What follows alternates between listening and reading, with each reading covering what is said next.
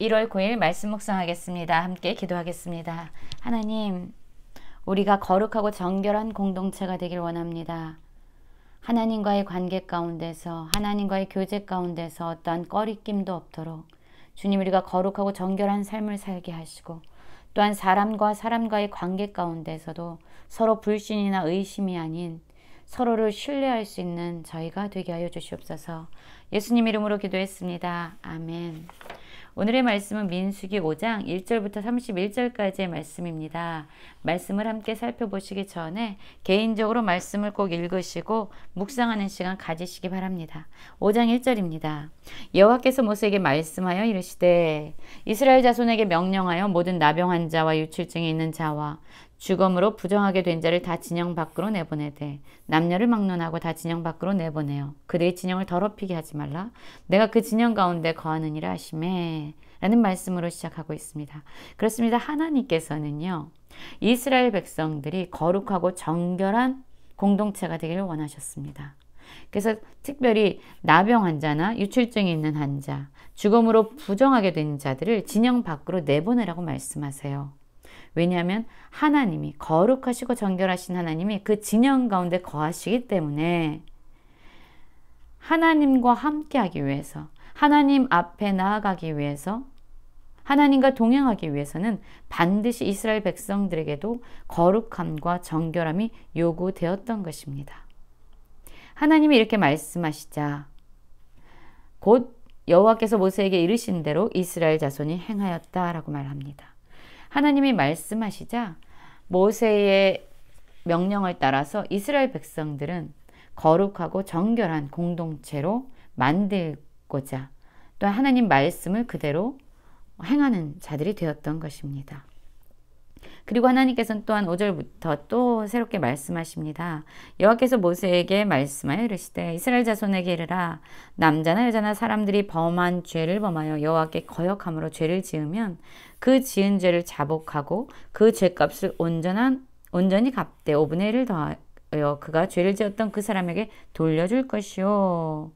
만일 그 죄값을 받을 만한 친척이 없으면 그 죄값을 여호와께 들어 제사장에게 돌릴 것이니 이는 그를 위하여 속죄할 속죄의 순양과 함께 돌릴 것이라고 말씀합니다.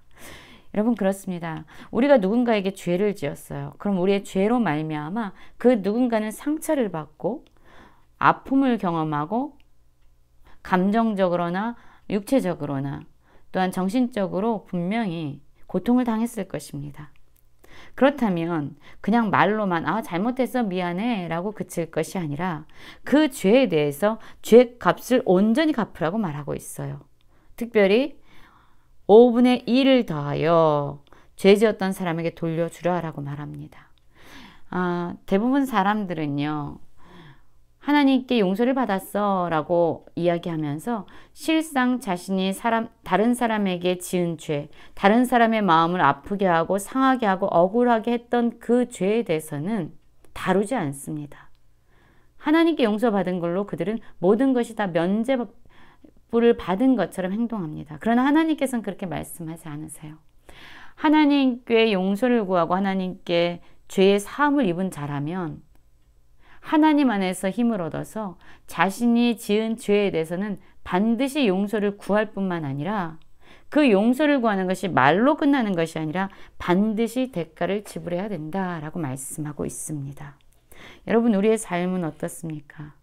우리가 지은 죄에 대해서 하나님 앞에 회개할 뿐만 아니라 우리가 고통을 주고 아픔을 준 사람에게 정말로 대가를 지불하고 그것에 대해서 보상을 하고 있습니까? 이것은 죄에 대해서 철저하게 책임을 지라는 말씀입니다. 9절부터 보면은요, 또 이스라엘 자손이 거제로 제사장에 가져오는 모든 성물은 그의 것이 될 것이다. 제사장의 것이 되는 그러한 재물에 대해서 말씀을 하고 있죠. 각 사람이 구별한 물건은 그의 것이 되나니 누구든지 제사장에게 주는 것은 그의 것이 되느니라 라고 말씀합니다. 여러분, 오늘 1절부터 보면은요, 10절까지는 하나님이 거하시는 그 공동체는 반드시 거룩함과 정결함을 유지해야 될 뿐만 아니라 다른 사람을 아프게 하고 다른 사람에게 손해가 되는 죄를 지었다면 그에 대해서 단지 입술의 고백이 아니라 진심 어린 진정한 사과를 해야 한다. 반드시 대가를 지불하고 그것에 대해서 보상을 해야 된다라고 말씀하고 있어요. 우리도 그러한 삶을 살기 원합니다.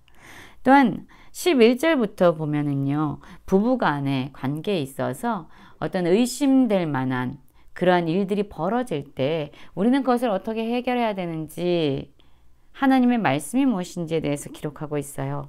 여호와께서 모세에게 말씀하여 이르시되 이스라엘 자손에게 말하여 그들에게 이르라. 만일 어떤 사람의 아내가 탈선하여 남편에게 시내를 져버렸고 한 남자가 그 여자와 동침하였으나 그 남편의 눈에 숨겨 드러나지 아니하였고 그 여자의 더러워진 일에 증인도 없고 그가 잡히지도 아니하였어도 그 남편이 의심이 생겨 그 아내를 의심하였는데 그의 아내가 더럽혀졌거나 또는 그 남편이 의심이 생겨 그 아내를 의심하였으나 그 아내가 더럽혀지지 아니하였든지 그의 아내를 데리고 제사장에게 가서 그를 위하여 보리가루 10분의 1 에바를 헌물로 드리되 그것에 기름도 붓지 말고 유황도 두지 말라. 이는 의심의 소재요 죄악을 기억나게 하는 기억의 소재라라고 말하고 있어요. 여러분 남편과 아내 그 관계는요. 서로 의심하는 관계가 아니라 서로를 신뢰하는 관계가 돼야 됩니다. 그것은 어떤 부부관계나 부부관계뿐만 아니라 모든 영역에서도 부부는 서로 신뢰해야만 합니다. 그런데 오늘 특별히 부부의 그런 어떤 성적인 관계에 대해서 말씀을 해주고 있어요. 아내가 탈선해서 남편에게 시내를 져버렸고 남편이 이제 그 아내를 의심하게 됩니다. 그러면요, 이 당시에는요, 가부장제 문화였습니다. 그래서 남편이 의심하는 동시에 자신의 아내를 정죄하고 그를 억울하게 누명을 씌우고 또한 죄를 짓지 않았다고 해도 의심한 그 순간부터 아내를 정죄하고 학대하고 핍박하고 억울하게 누명을 씌울 수 있는 그런 상황 가운데, 그런 문화 가운데, 그런 환경 가운데 살아가는 그런 시대였어요. 그런데 하나님께서는요, 아무리 남편이 아내가 의심할 만한 그 일이 있어서 의심을 가진다고 해도 그것을 함부로 정죄하고 누명을 씌우지 못하도록 하나님이 말씀으로 그 법적인 울타리를 지금 세워놓고 있습니다. 아내가 의심될 때 남편은 어떻게 해야 되냐면요, 이제 의심의 소재를 가지고 제사장에게 나아갑니다. 그러면 이 제사장은 그 남편으로부터 의심받는 아내를 가까이 오게 해서요, 여호와 앞에 세워요. 그리고 토기에 거룩한 물을 담고 성막 바닥에 티끌을 쳐여 물을 넣고 여인을 여호와 앞에 세우고 그의 머리를 풀게 하고 기억나게 하는 소재물 곧 의심의 소재물을 그의 두 손에 두고 제사장은 저주가 되게 할 쓴물을 자기 손에 들고, 이 저주가 되게 할 쓴물은요, 이 아내가 정말로 남편이 의심했던 그러한 신의를 버린 죄를 저질렀다면 저주가 되게 할 그 여인의 죄에 대해서 반드시 대가를 지불하게 될 그러한 저주가 임할 그 쓴물을 의미합니다. 그 물을 제사장은 자기 손에 들고요, 여인에게 맹세를 하게 합니다. 내가 내 남편을 두고 탈선하여 다른 남자와 동침하여 더럽힌 일이 없으면 저주가 되게 하는 이 쓴물은 해독을 면하리라. 그러나 내가 내 남편을 두고 탈선하여 몸을 더럽혀서 내 남편이 아닌 사람과 동침하였으면 제사장이 그 여인에게 저주의 맹세를 하게 하고 그 여인에게 말할지니라. 여호와께서 내 넓적다리가 마르고 내 배가 부어서 내가 내 백성 중에 저주거리 맹세거리가 되게 하실지라. 이 저주가 되는 물이 내 창자에 들어가서 내 배를 붓게 하고 내 넓적다리를 마르게 하리라 할 것이요 여인은 아멘 아멘 할지니라 라고 말합니다. 그렇습니다. 이제 이 여인이요, 남편으로부터 의심을 받는 여인이 정말로 탈선을 했어요. 그리고 다른 남자와 동침했습니다. 그러면 이 저주가 되게 하는 이 물을 마시게 되면 어떤 일이 일어난다는 거예요? 마시는 동시에 여호와께서 그 여인의 넓적다리를 마르게 하시고요, 그 여인의 배가 불어오르게 됩니다. 그러면 그 여인의 몸에서 나타난 증상을 보고 백성들은 그 여인의 저주거리, 맹세거리가 되게 하는 거죠. 그렇게 맹세를 하게 하면 여인은 그 일에 대해서 책임을 지고 아멘 아멘 이렇게 말을 하게 됩니다. 그래서 이제 여인의 그 아멘 아멘 하는 맹세를 듣고 제사장이 저주의 말을 두루마리에 써서 그 글자를 그 쓴물에 빨아넣고 여인에게 그 저주가 되게 하는 쓴물을 마시게 하는 거예요. 그리고 그 제사장이 먼저 그 여인의 손에서 의심의 소재물을 취해서 그 소재물을 여호와 앞에 흔들고 제단을 가지고 나갑니다. 그리고 그 소재물 중 한 움큼을 취해서 그 여자에게 기억나게 하는 소재물로 제단 위에 불 사르고 그의 여자에게 그 저주의 물 있잖아요. 그걸 마시게 합니다. 그러면 그 물을 마신 후에 만일 여자의 몸을 더럽혀서 그 남편에게 범죄했다면 그 저주가 되게 하는 물이 그 속에 들어가서 어떻게 된다고요? 배가 부어오르고 넓적다리가 마르게 되는 거예요. 그러면 그 여인의 몸에 나타난 증상이 정말로 저 여인이 다른 남자와 동침한 정말로 저주를 받아 마땅한 자구나 라는 것이 드러나게 되는 거죠. 그럼 그 여인은 이제 백성 중에 저주거리가 됩니다. 그러나 여인이 정말로 죄가 없어요.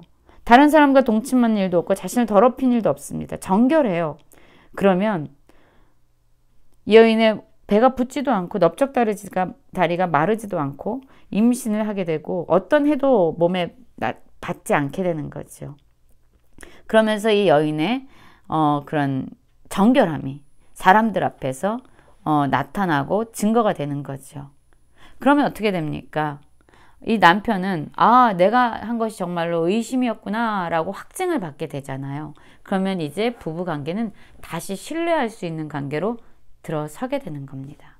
그러나 여인이 정말로 더럽힌 일을 했다면 그 여인은 마땅하게 자신이 죄에 대해서 받아야 될 대가를 지불받게 되는 겁니다. 이것이 바로 의심의 법, 하나님이 정하신 의심의 법이라고 말합니다. 여러분 어떻게 보면요, 이 의심의 법은요, 여자한테 너무나도 좀 가혹하고 이거 남자 중심적인 법 아니야? 라고 생각할 수도 있어요.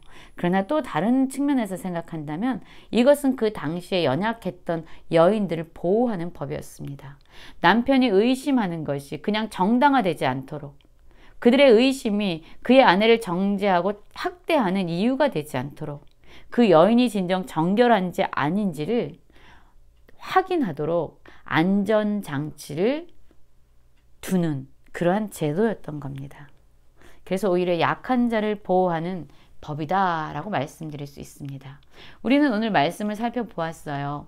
하나님이 함께 하시는 이스라엘 공동체는 반드시 거룩하고 정결한 공동체가 되어야 됐고요. 그리고 사람들이 사람들에게 행한 그 죄는 하나님에게 용서를 구할 뿐만 아니라 자신이 죄를 범한 그 사람에게 가서 마땅히 용서를 구하는 것은 당연한 것이고 그 죄에 대한 대가를 지불해야 할 뿐 아니라 그냥 남자가 연약한 여인을 함부로 의심하고 정죄하지 않도록 약한 자를 보호하는 이런 의심의 법을 하나님께서 두셨다는 겁니다. 우리도 하나님의 백성답게 오늘 거룩하게 살길 원하고요. 우리 관계가 의심이 아니라 서로를 신뢰할 수 있는 관계로 세워지길 원하고, 우리가 누군가를 아프게 하는 죄를 지었다면 마땅히 가서 대가를 지불하고 용서를 구할 수 있는 모든 성도님들이 되시길 간절히 기도합니다.